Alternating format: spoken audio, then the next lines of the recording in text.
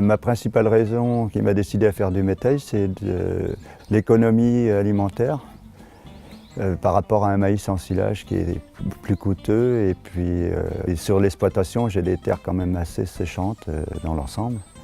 Donc c'est plutôt difficile dès qu'on est un peu en manque d'eau d'avoir des récoltes de maïs correctes, quoi.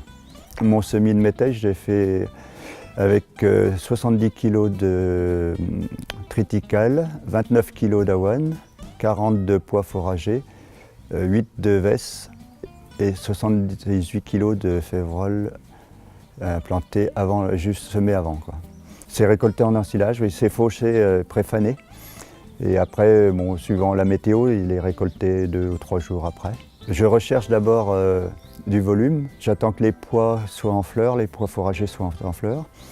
Donc bien sûr, la céréale est épiée déjà. Et on peut faire plus tôt, on sera plus riche en protéines. Et toutes les vaches et les génisses de l'année et les vaches à l'engraissement sont soignées avec à base de la ration à base de métail. Je suis en MAE système depuis 2016. Donc la culture de métail par rapport à un maïs et un silage est intéressante parce qu'au niveau phyto, il y a 0 phyto dessus, donc voilà, ça dilue beaucoup les IFT.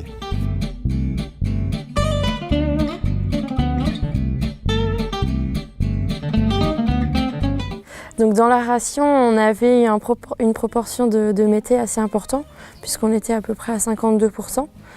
28% d'enrubanage, 16% de foin et après on était sur 4% de maïs épi et le reste en minéral et sel.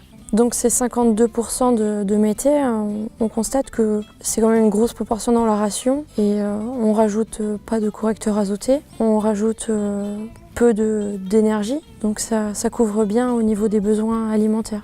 Avec la ration métail, on a retrouvé des animaux là pour la sortie d'hiver en bon état général. Donc une ration qui a bien couvert les besoins alimentaires. Donc au niveau du coût alimentaire, c'est un des objectifs de l'éleveur et là on y répond puisque la ration elle est moins chère. Le métail a aussi permis à l'éleveur d'implanter une prairie puisqu'en même temps que d'ensemencer son métail, il a ensemencé du raie gras avec du trèfle. Et une fois la coupe du métail faite, derrière on a eu une repousse du raie gras et du trèfle. Et cette année, on peut encore faire des coupes dessus.